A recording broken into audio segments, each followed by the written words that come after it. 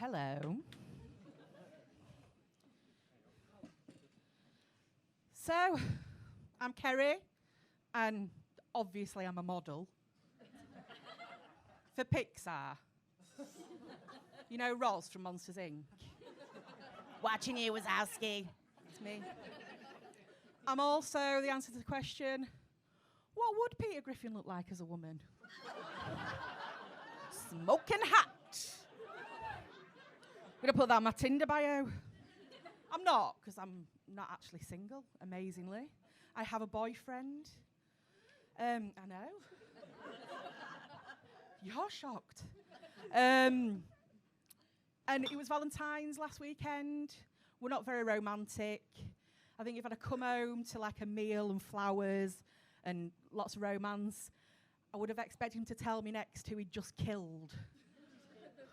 But he does do romance in his own little way, like buying me an aubergine from the reduced to clear aisle with a 10p sticker on it.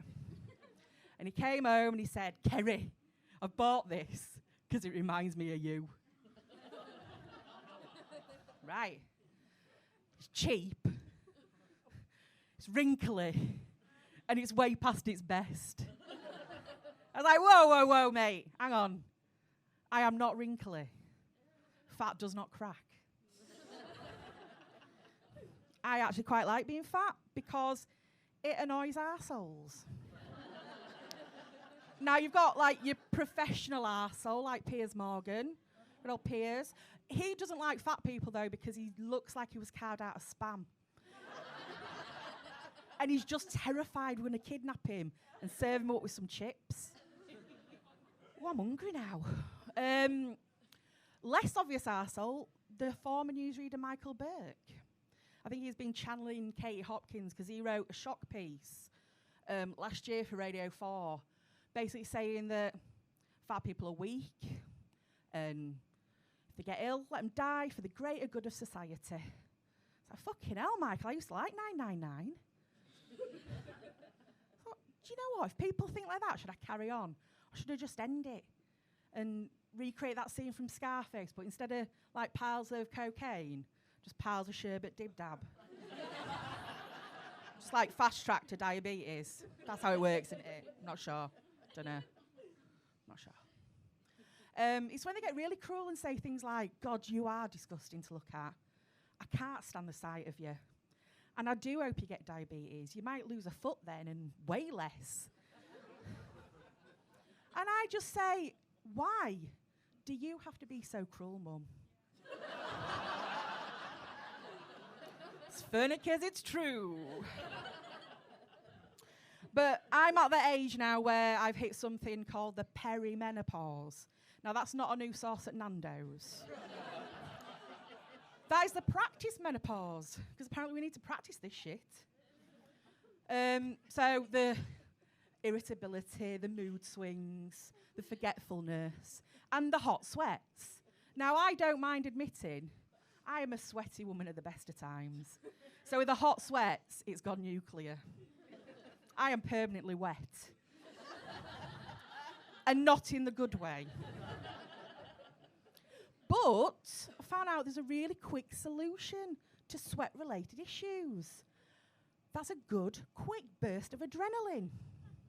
Prince Andrew told me about it. Got shot out in the Falklands, now he can't sweat, apparently. So I'm off paintballing in the morning. I was going to do Botox, but it seems cheaper somehow. And while I've got all this perimenopause shit going on, my lovely boyfriend likes to prank me. And he does this by changing words in my iPhone keyboard so they auto-correct to other things. So one of the words that he changed was the word for pain, and he changed that to sexy trouble.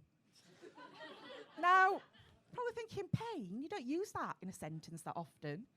Well, you do when you've just had spinal surgery. So I was in quite a lot of sexy trouble at that point. So I'm sending texts to my boss saying, I'm not in too much sexy trouble. To my mum going, no, the sexy trouble meds are working fine. How we laughed. I did actually, I was on morphine, it was fucking brilliant. He did, though, completely outstand and excel himself with my name. Whenever I signed off emails and text, instead of saying Kerry, it said Sad Cave. What on earth could that mean? Well, that's his affectionate name for my vagina. I think he calls it Sad Cave because it's massive, damp, and men have occasionally had to be rescued out of it. Not sure. Did find out there's a real sad cave in Okinawa, Japan. Gets like loads and loads of tourists, like queues out the door. Hang on a second, is he saying I'm easy? He's right, but that is rude. Right, that's it. I'm going to call his dick Boris Johnson from now on. Because it looks like a penis. It acts like a penis. And it has massive aspirations of fucking the entire country. Oh, could I not just lure Boris to my sad cave and save everyone? Could go missing in some terrible caving accident. Then I could open it up like, have you ever heard of Mother Shipton's Cave? Come see the petrified Johnson. Could you imagine TripAdvisor reviews though? Jesus. Has an odd smell. Has a very untidy entrance. That bit is true. It's really nice, but the gift shop at the end is just full of shit. Can't please everyone. You can't. You can't.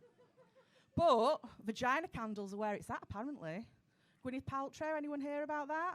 58 quid for a candle that smells like a vagina. I'm going to set my own up. I'm going to call them distress flares. Seems all right. I moan about my boyfriend, but you know what? He's lovely, really. And like my friends and family love him, and my kids love him, and my husband loves him. And while I appreciate I do look like someone you'd see on This Morning talking about how I managed 3 boyfriends, I'm not. We just can't be bothered to get divorced. We're too lazy. And it's also money that I could be spending on pizza. I mean, my children. But I think my boyfriend has begged my husband not to divorce me because he's just terrified I'm going to try and take him up the aisle. I think he's confusing that with pegging. Said I won't go in dry anyway. Anyway, you lot have been lovely. I'm going to go home and have some spam now. Thank you very much.